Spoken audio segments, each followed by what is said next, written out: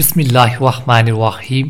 حضرت عائشہ رضی اللہ عنہا نبی اکرم صلی اللہ علیہ وآلہ وسلم سے نقل فرماتی ہے کہ لیلۃ القدر کو رمضان کی آخری عشرے کی راتوں میں تلاش کیا کرو۔ بسم اللہ الرحمن الرحیم۔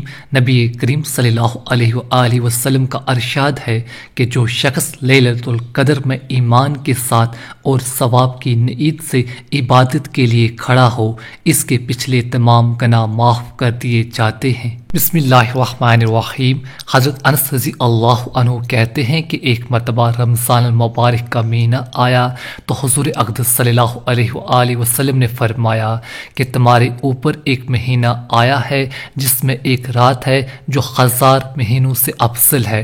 جو شخص اس رات سے محروم رہ گیا گویا ساری ہی خیر سے محروم رہ گیا، اور اس کی بھلائی سے محروم نہیں رہتا مگر وہ شخص جو حقیقتاً محروم ہی ہے۔ بسم اللہ الرحمن الرحیم۔ حضرت عائشہ رضی اللہ عنہا نے حضور اقدس صلی اللہ علیہ وآلہ وسلم سے پوچھا، یا رسول اللہ صلی اللہ علیہ وآلہ وسلم، اگر مجھے شب قدر کا پتہ چل جائے تو کیا دعا مانگوں؟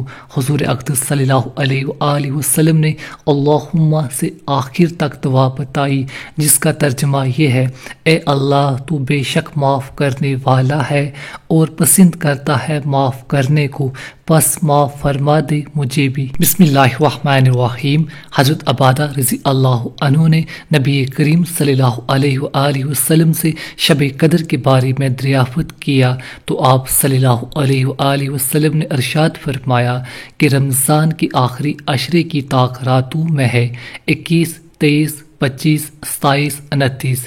یا رمضان کی آخری رات میں جو شخص ایمان کے ساتھ ثواب کی نیت سے اس رات میں عبادت کرے، اس کے پچھلے سب گناہ معاف ہو جاتے ہیں۔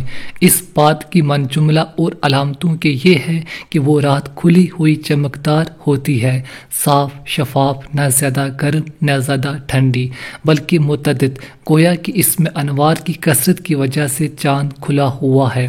اس رات میں صبح تک آسمان کے ستارے شیاطین کو نہیں مارے جاتے۔